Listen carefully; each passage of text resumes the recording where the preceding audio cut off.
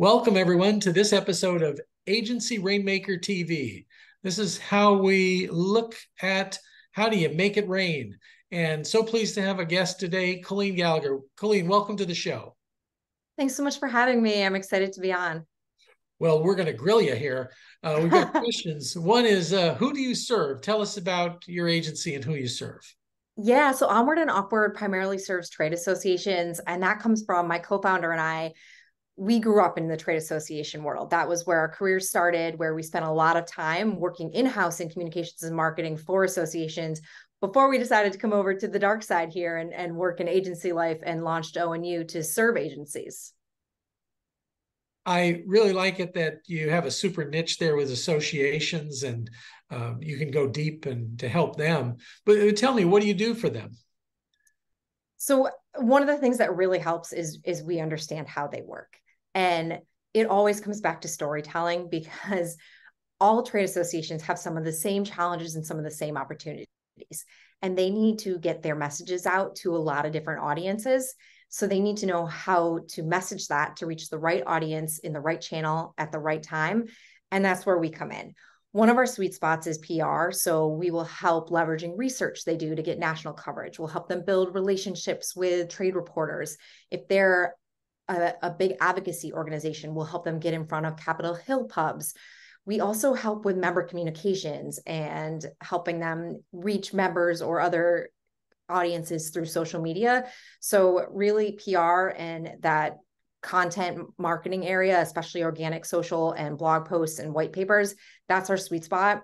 And we help associations get those messages out that they need to the audiences they want to reach. For them, they always want to be the go-to source. For every association, hands down, we'll talk to them every time they tell us, we want to be the go-to source for our industry, for our profession. They're trying to raise awareness for their association themselves, but they're also trying to raise awareness for the profession they represent and the people that work in it and the issues that matter most to them. So they need a lot of different tools to be able to tell those stories, to move the needle and make those impacts.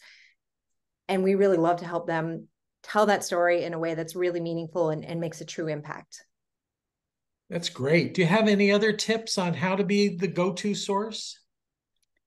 So one of the big things that we help them with is having regular thought leadership and not just press outreach. So you need to be doing your own content. You need to find what channels your people are listening to. So is it a podcast? Is it a video? Is it a weekly newsletter or something more frequent even? Find those channels and regularly put content out there.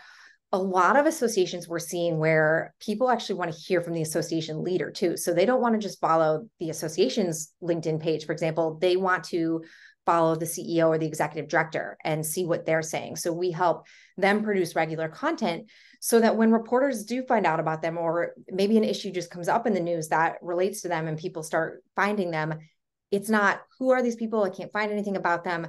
It's look at this content and this content and this content. And they already have a wealth of information out there that shows they're the leader and they're the place that people should go if they need information in this industry.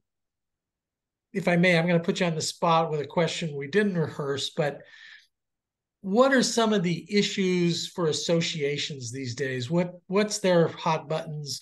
What are they concerned about?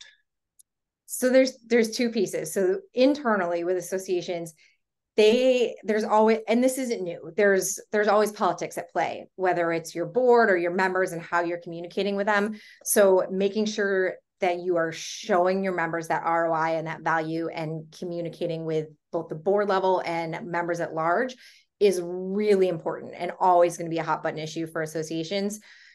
More externally focused across the board. I mean, we work with associations in logistics, in transportation, in therapy. I mean, all different kinds of associations, IT, technology, but all of them are dealing with workforce issues, which isn't surprising. I mean, you turn on the news every night and you hear workforce, workforce, workforce, but that's a huge thing they're trying to help their members with is how do they shore up the workforce, reach new Gen Zs, bring them in, keep people that are in millennial, Gen X and boomers apart as well and keep them engaged. And so it's really challenging right now on the workforce front for every association that we work with.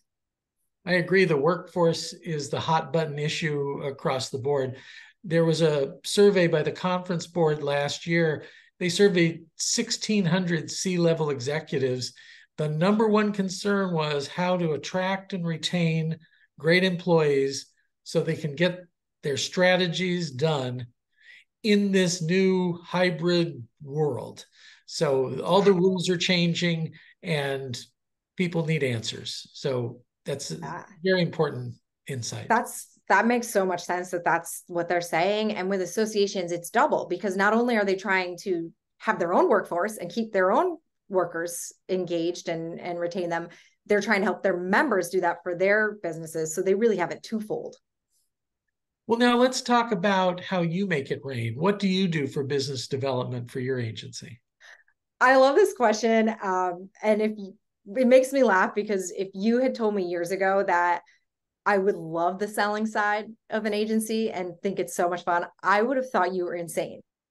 But it's truly turned out to be my favorite part. And I think part of that is because I realized I'm not that stereotype a lot of people that have never worked in sales have of salespeople. That's not what it is at all.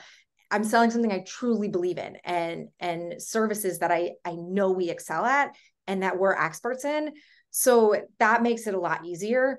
I also consider myself super lucky to have found out about the Agency Management Institute, AMI community, very early in my agency career, because I did not come up in agencies. I mentioned I worked in trade associations.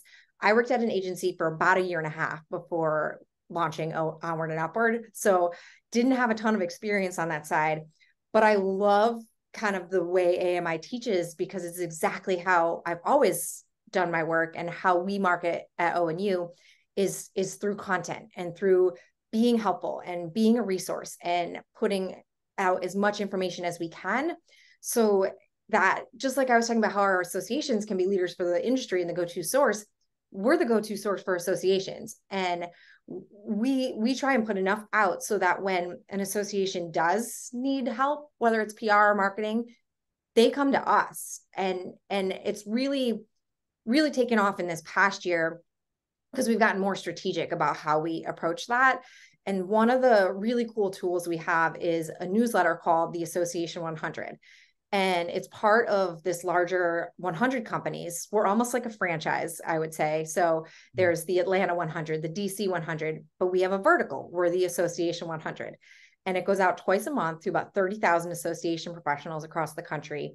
And it gives us a chance. We interview association professionals for it. So we're out there, instead of saying, hey, can I come talk to you about what my PR firm does? I'm calling up an association CEO and saying, I would love to feature you in front of 30,000 people in this industry. Are you interested? So it gets us in the door. And it also allows us to be the thought leader and be on the pulse of all of the hot topics that associations are dealing with, which is also great because we don't work in associations anymore. I thrive on the telling people that that's my background and I know them. But now that we're out of that world, regularly talking to all of these professionals is so helpful to know what's on their mind. What are their challenges? What are their opportunities? What are they doing for the year ahead? So it's an amazing tool. The articles are fun because the 100 piece is that every article is exactly 100 words, not 99, not 101, exactly 100. So that, with today's attention spans is great. But then we also do some videos and podcasts to take a little deeper dive into the issues that we hear from our audience that they're most interested in. I imagine the Association 75 will be your competitor soon. I know, right? Span shrinks, yeah. Every day. How many characters in a tweet now? Okay, Colleen, thank you so much for being our guest. That's all the time we have for this week. Thank you so much for listening to the Agency Rainmaker TV show, and we look forward to having you back. And until then, make it rain.